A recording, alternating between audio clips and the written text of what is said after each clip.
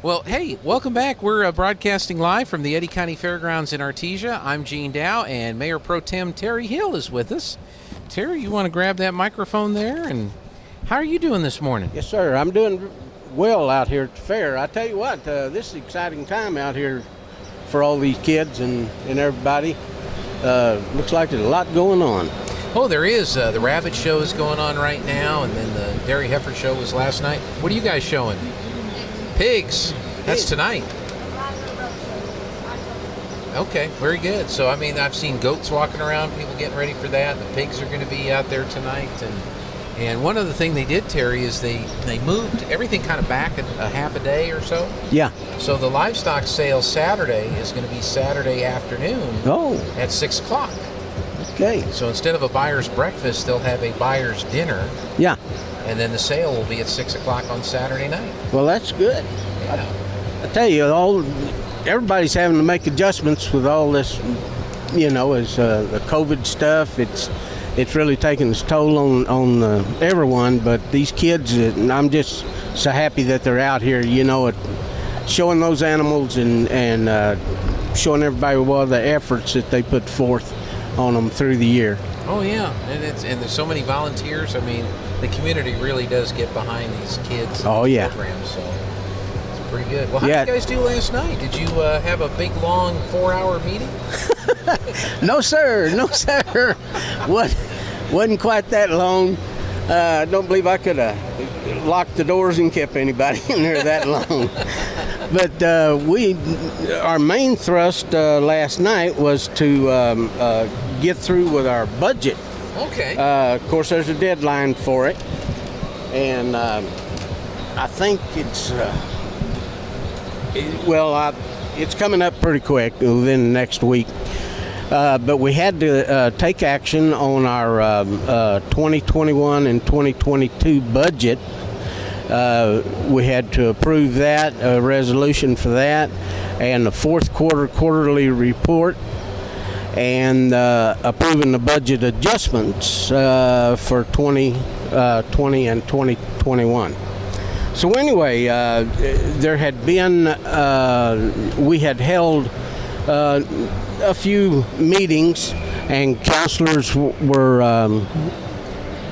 the Budget and Finance Committee, which I chair. Anyway, we invited the rest of the counselors, if they would like to come, departmental heads, what have you, come in, sit, watch us work this budget. And anyway, so the passing, the approval of those those things on the agenda there for the budget went pretty smoothly. Questions had already been posed and worked through, and the budget was ready to come before the council last night. So I'm so appreciative of all the work that Aubrey Hobson, our city clerk, treasurer, did on that budget, helping us work our way through it. All of the input that we've had from the other counselors and what have you, it made it a easy one to pass. How short?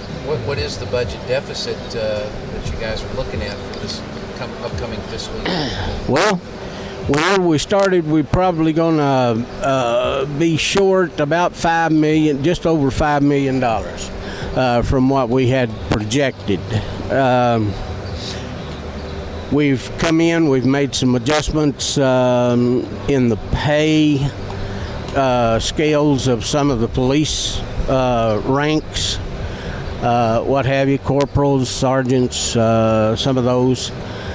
Wish that we could done everyone, but when we did the survey and we went out, Gene, and we looked at other departments and how they fared out, how they came into balance with the other departments, same departments in, say, Roswell, Carlsbad, Hobbs, we were equal or just a little above in those other departments. So, but we did discover that we were a little behind on some of the others in the police and the fire. I think there was some 100,000 added to the fire department and 59,000 something like that on the police. But anyway, Was that a budget adjustment, or that just was part of the budget? that is part of making the adjustments as we worked our way through. There was discrepancies in those, and you have to be careful when you have like lateral transfers and stuff like that, Gene. You'll have a guy that's say a corporal, and he's got 10 years with another department, and he wants to come to work here. So he comes down, applies, they look at his seniority or his years of service, if you would. And so anyway, they adjust for those years of service.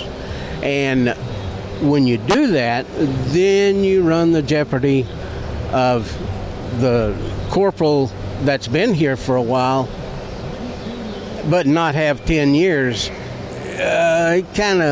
So anyway, we've had to try to straighten that up a little bit and what have you. So that's mainly where that came in. Okay. Now, I'm sure part of the budget work is basing your income. Oh yes. On that's a huge variable. You guess every year, but in COVID, it's even harder to get a good guess or a good estimate as to what you think gross receipts, revenues, and all that are going to be for the city. So as we see the economy kind of pick back up again, hopefully your guesstimate will be a little low and the numbers will come in better, and you might not have as big a deficit as you were planning. Well, we try to be as conservative and safe as we possibly can. Last year, we budgeted on the 1.4 million on the gross receipt tax checks that the city lives off of, if you would. And so anyway, we came in all right. It was almost on the button, you know. But we made it. And so we look at what Santa Fe has done with passing new tax laws. They haven't even got those things written up yet. And it's so difficult to try to forecast a year out when you really don't know what the rules are. Right. Excuse me.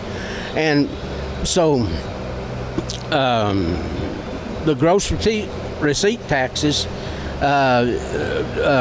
Department of Finance administration up there has changed up the gross receipt taxes and have gone to what they call a new system called Gen Tax. They're just making that transition over to this new system, so we really don't know where we're going to be, Gene. I tell you. But we're looking towards, latter part of the year with